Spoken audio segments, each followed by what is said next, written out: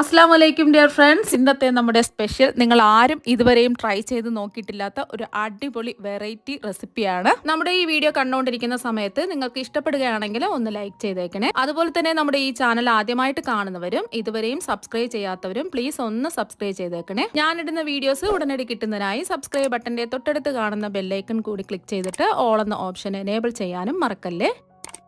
ആദ്യത്തിന് ഇതിനായിട്ട് ഒരു ബൗളിലേക്ക് 250 ml കപ്പിന്റെ 2 കപ്പ് മൈദ ഇട്ട് കൊടുക്കാം. രണ്ടാമത്തെ കപ്പ് മൈദയും കൂടി ഇട്ട് കൊടുക്കാം. ഇനി ഇതിലേക്ക് ആവശ്യത്തിനുള്ള ഉപ്പ് ചേർത്ത് കൊടുക്കാം. ഒരു 1/2 ടീസ്പൂൺ ഉപ്പാണ് ചേർത്ത് കൊടുക്കുന്നത്. ഒരു 2 ടീസ്പൂൺ എണ്ണ ഒഴിച്ചു കൊടുക്കാം. കൈവച്ചിട്ട് ഒന്ന് മിക്സ് ചെയ്യാം. ഇപ്പോൾ ഒന്ന് മിക്സ് ചെയ്ത് എടുത്തിട്ടുണ്ട്. ഈ മാവിലേക്ക് കുറച്ച് വെള്ളം ഒഴിച്ച് ഒന്ന് കുഴച്ചെടുക്കാം. നമ്മൾ ചപ്പാത്തിക്കൊക്കെ കുഴച്ചെടുക്കുന്നത് പോലെ കുഴച്ചെടുത്താൽ മതി. നല്ലതുപോലെ കുഴച്ച് ഉരുട്ടിയെടുക്കും. 1/4 കപ്പ് വെള്ളത്തിൻ്റെ ആവശ്യമേ വന്നിട്ടുള്ളൂ. ഒരു 2 മിനിറ്റെങ്കിലും നല്ലോണം മാവ് സോഫ്റ്റാക്കി കുഴച്ചെടുക്കുക. മാവ് 2 മിനിറ്റ് കുഴച്ച് നല്ല സോഫ്റ്റാക്കിയതായി എടുത്തിട്ടുണ്ട്. മാവ് കുറച്ച് സമയം ഒന്ന് റെസ്റ്റ് ചെയ്യാൻ വെക്കാം. ഇനി ഒരു കടായിലേക്ക് 1 ടേബിൾ സ്പൂൺ എണ്ണ ഒഴിച്ചു കൊടുക്കുക. എണ്ണ ഒന്ന് ചൂടാവട്ടെ. ഇപ്പോൾ എണ്ണ ഒന്ന് ചൂടായിട്ടുണ്ട്. ഇതിലേക്ക് 1 ടേബിൾ സ്പൂൺ ഇഞ്ചി ചെറുതായിട്ട് കട്ട് ചെയ്ത് ചേർക്കാം. അതുപോലെ തന്നെ 1 ടേബിൾ സ്പൂൺ വെളുത്തുള്ളി അല്ലികൾ ചെറുതായിട്ട് കട്ട് ചെയ്തും കൂടി ചേർത്ത് കൊടുക്കാം. ഒരു 10 സെക്കൻഡ് ഒന്ന് ഇളക്കി കൊടുത്ത് ഇഞ്ചിയുടെയും വെളുത്തുള്ളിയുടെയും ആ പച്ച ടേസ്റ്റ് ഒന്ന് മാറുന്നത് വരെ ഒന്ന് ഇളക്കി കൊടുക്കുക. മീഡിയം ഫ്ലെയിം വെച്ച് കൊടുക്കുക. ഒരു 10 സെക്കൻഡ് ഇളക്കി കൊടുത്ത് ഇഞ്ചിയുടെയും വെളുത്തുള്ളിയുടെയും ആ ഒരു പച്ച ടേസ്റ്റൊക്കെ വന്ന് മാറിയിട്ടുണ്ട്. ഇനി ഇതിലേക്ക് ചേർത്ത് കൊടുക്കുന്നത് എല്ലില്ലാത്ത ചിക്കൻ വേവിച്ച് എടുത്തിട്ടുള്ളതാണ്. 250 ഗ്രാമാണ് എടുത്തിട്ടുള്ളത്. കുറച്ച് ഉപ്പും കുരുമുളക് പൊടിയും ചേർത്തിട്ടാണ് വേവിച്ചെടുത്തിട്ടുള്ളത്. ചിക്കൻ 1 മിനിറ്റ് ഈ എണ്ണയിലിട്ട് ഒന്ന് ഇളക്കിയെടുക്കാം. 1 മിനിറ്റ് ഒന്ന് ഇളക്കി കൊടുത്തതിന് ശേഷം ഒരു ക്യാരറ്റ് ഇതുപോലെ നീളത്തിൽ കട്ട് ചെയ്ത് ചേർക്കാം. ഇനി ഇതിലേക്ക് 3 കളറുള്ള ക്യാപ്സിക്കം ഇതുപോലെ നീളത്തിൽ കട്ട് ചെയ്തതാണ് ചേർത്ത് കൊടുക്കുന്നത്. ഏതെങ്കിലും ഒരു കളർ ഉണ്ടെന്നുണ്ടെങ്കിൽ അത് മാത്രം എടുത്താൽ മതി. ഇനി ഇതിലേക്ക് 1 കപ്പ് നീളത്തിൽ കട്ട് ചെയ്തെടുത്ത ക്യാബേജ് ചേർക്കാം. ഇനി ഫ്ലെയിം കൂട്ടിയിട്ടിട്ട് 1 മിനിറ്റ് ഒന്ന് ഇളക്കി കൊടുക്കാം.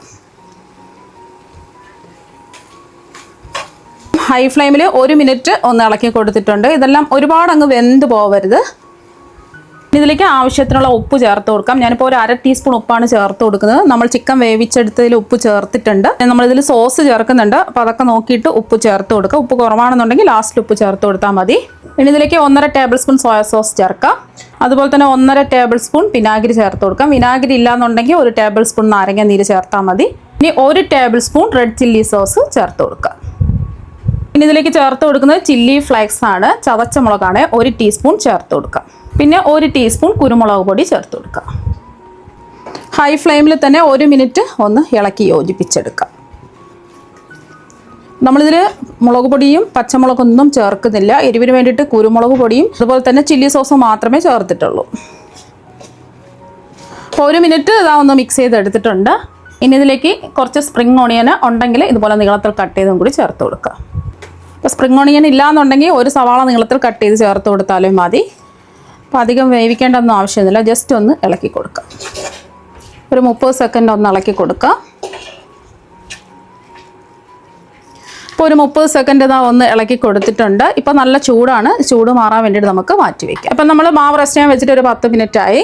ഒന്നുകൂടി ഈ മാവൊന്ന് കുഴച്ചെടുക്കാം. അപ്പോൾ മാവ് ഇതാ ഒന്നുകൂടി ഒന്ന് കുഴച്ചെടുത്തിട്ടുണ്ട്. ഇനി മാവ് ചെറിയ ഉരുളകളാക്കി ഉരുട്ടിയെടുക്കാം.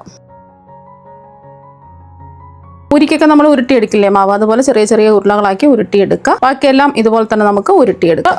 എല്ലാ മാവും ഇതാ ചെറിയ ഉരുളകളായിട്ട് ഉരുട്ടിയെടുത്തിട്ടുണ്ട്. ആ ഉരുട്ടിയെടുത്ത ഉരുളയിൽ നിന്നും 4 ഉരുള മാവ് ഇതാ എടുത്തിട്ടുണ്ട്. ഇനി 1 ഉരുള മാവ് എടുക്കുക. ബാക്കിയിരിക്കുന്ന ഉരുളകൾ ഉരുട്ടിയെടുത്തത് മൂടി വയ്ക്കുക, അല്ലെങ്കിൽ മാവ് ഡ്രൈ ആയി പോകും. ഞാൻ 1 ഉരുള മാവ് കുറച്ച് മൈദയിലിട്ട് ഒന്ന് കോട്ട് ചെയ്തെടുത്തിട്ടുണ്ട്. മാവ് ചെറുതായിട്ടൊന്ന് പരത്തിയെടുക്കാം. പൂരിക്കൊക്കെ പരത്തിയെടുക്കില്ലേ, ആ ഒരു വലുപ്പത്തിന് പരത്തിയെടുക്കാം.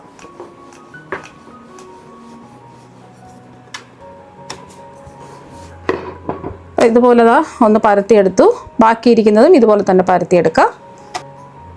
അപ്പം 4 ഉരുള മാവും ഒരേ വലുപ്പത്തിൽ പരത്തിയെടുത്തിട്ടുണ്ട്. ഇനി ഇതിൽ നിന്നും ഒരു പരത്തിയെടുത്ത മാവെടുക്കാം. ഇതിൻ്റെ പുറത്ത് കുറച്ച് എണ്ണ ഒന്ന് ബ്രഷ് ചെയ്യാം. എണ്ണ കോരി ഒഴിക്കരുത്. ചെറിയ രീതിയിൽ എല്ലാ ഭാഗത്തും ഒന്ന് ബ്രഷ് ചെയ്ത് കൊടുക്കുക. ഇതിൻ്റെ പുറത്ത് കുറച്ച് മൈദ ഒന്ന് വിതറി ഇട്ട് കൊടുക്കുക. വീണ്ടും നമുക്ക് അടുത്ത ഷീറ്റ് വെച്ച് കൊടുക്കാം. എണ്ണ ബ്രഷ് ചെയ്യാം. വീണ്ടും കുറച്ച് മൈദ ഒന്ന് വിതറി കൊടുക്കുക.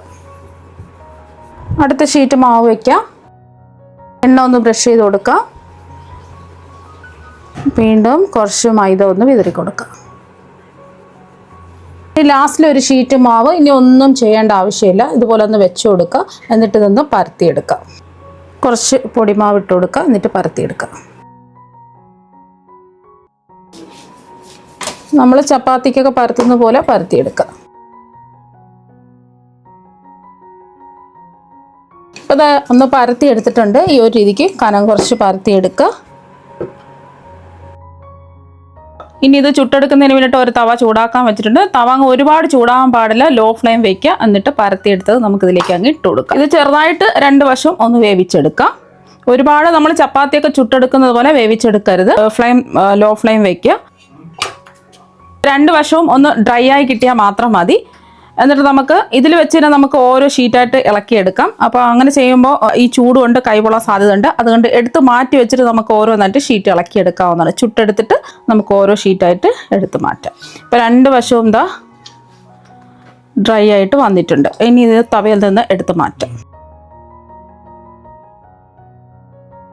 ഇനി ഇത് ഒരു ടവലിലേക്ക് വെച്ച് കൊടുക്കുക. എന്നിട്ട് നമുക്ക് ഓരോന്നായിട്ട് ഇത് ഇളക്കിയെടുക്കാം. ചെറിയൊരു ചൂടോടുകൂടി തന്നെ ഇളക്കിയെടുക്കുക. കണ്ടില്ലേ, എന്താ നല്ല ഈസി ആയിട്ട് ഇളക്കിയെടുക്കാൻ പറ്റുന്നുണ്ട്. നല്ല കനം കുറച്ചാണ് ഇത് കിട്ടിയിട്ടുള്ളത്.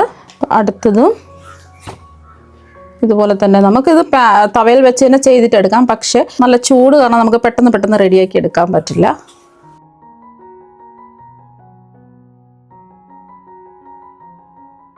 തിരിച്ചിട്ടിട്ട് വീണ്ടും ഇനി ഒരു ലെയറും കൂടെ ഉണ്ട്. ഇനി അടുത്ത ഒരു ലെയറും കൂടെ നമുക്ക് മെല്ലെ ഒന്ന് ഇളക്കിയെടുക്കാം.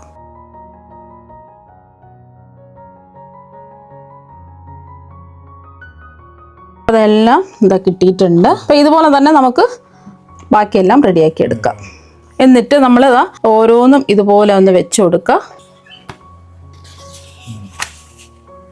ഇതുപോലെ ഒന്ന് കവർ ചെയ്ത് കൊടുക്കുക. ഈ മാവ് ഡ്രൈ ആയി പോവാതിരിക്കാൻ വേണ്ടിയിട്ടാണ് ഇങ്ങനെ കവർ ചെയ്ത് വെക്കുന്നത്. ഓരോ പ്രാവശ്യം നമ്മൾ ചുട്ടെടുത്തിട്ട് ഇതുപോലെ ചെയ്തിട്ട് ഇതുപോലെ ഒന്ന് കവർ ചെയ്ത് വെക്കാം. അപ്പോൾ ഇതെല്ലാം ചുട്ടെടുത്തിട്ടുണ്ട്. ചുട്ടെടുത്തതിന് ശേഷം ഇതുപോലെ ഒന്ന് കവർ ചെയ്ത് വെച്ചിട്ടുണ്ട്. അപ്പോൾ ഇതുപോലെ കവർ ചെയ്ത് വെച്ചില്ല എന്നുണ്ടെങ്കിൽ ഈ ഷീറ്റ് ഡ്രൈ ആയി പോകും. എല്ലാം എന്താ ചുട്ടെടുത്തിട്ടുണ്ട്. നല്ല സോഫ്റ്റ് ആയിട്ടാണ് ഇരിക്കുന്നത്. അപ്പോൾ കുറച്ച് മൈദ ഒന്ന് ഇതുപോലെ കലക്കിയെടുത്ത് വെച്ചിട്ടുണ്ട്. ഒരു 3 ടീസ്പൂൺ മൈദയിലേക്ക് കുറച്ച് വെള്ളം ഒഴിച്ച് ഈ ഒരു രീതിക്ക് കലക്കിയെടുക്കുക. നമ്മൾ ഒട്ടിക്കുന്നതിന് വേണ്ടിയിട്ടാണ് ഇങ്ങനെ ചെയ്ത് വെക്കുന്നത്. അപ്പോൾ നമ്മുടെ ഫില്ലിങ്ങിൻ്റെ ചൂടൊക്കെ മാറിയിട്ടുണ്ട്. അപ്പോൾ ഒരു ഷീറ്റ് ഇതാ എടുത്തിട്ടുണ്ട്. ഇതിൻ്റെ ഒരറ്റത്ത് ചിക്കൻ്റെയും വെജിറ്റബിൾസിൻ്റെയും ഫില്ലിങ് വെച്ച് കൊടുക്കുക. ഇതുപോലെ ഫില്ലിങ് വെച്ച് കൊടുത്തതിന് ശേഷം ഒന്ന് ലെവൽ ചെയ്യുക. എന്നിട്ട്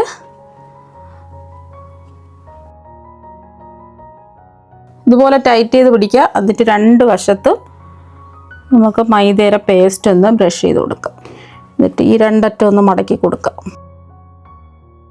ഇപ്പോൾ 2 അറ്റവും ഒന്ന് ഇതുപോലെ ഒട്ടിച്ചു കൊടുക്കുക. എന്നിട്ട് വീണ്ടും നമുക്കിതൊന്ന് റോൾ ചെയ്തെടുക്കാം.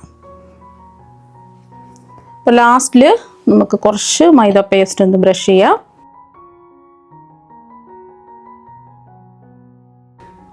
ഫുള്ളായിട്ട് അങ്ങ് റോൾ ചെയ്യാം. അപ്പം ഈ ഒരു രീതിക്ക് വേണം റോൾ ചെയ്തെടുക്കുക. ബാക്കിയെല്ലാം ഇതുപോലെ റെഡിയാക്കി എടുക്കുക.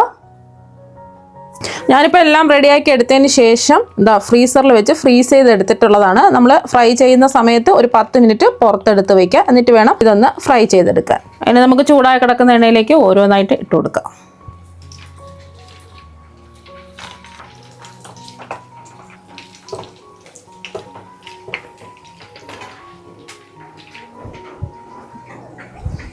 ഒരു വശം ഒന്ന് മൊരിഞ്ഞ് ഗോൾഡൻ നിറാവുന്ന സമയത്ത് തിരിച്ചിട്ട് കൊടുക്കുക.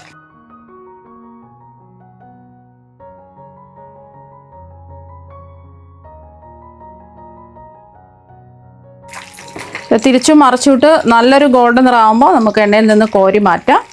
ഇപ്പം നല്ലൊരു ഗോൾഡൻ നിറമായിട്ടുണ്ട്. ഇനി എണ്ണയിൽ നിന്ന് നമുക്ക് കോരി മാറ്റാം.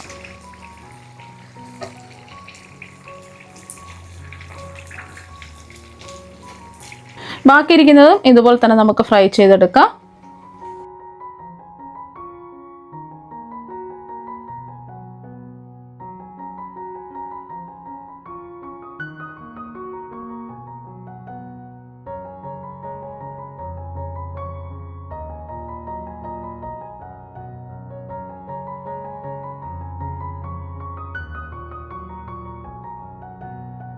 അപ്പോൾ ഇതെല്ലാം ഫ്രൈ ചെയ്തെടുത്തിട്ടുണ്ട്. പുറത്ത് നല്ല ക്രിസ്പിയാണ്, കഴിക്കാൻ വേണ്ടിയിട്ട് നല്ല ടേസ്റ്റാണ്.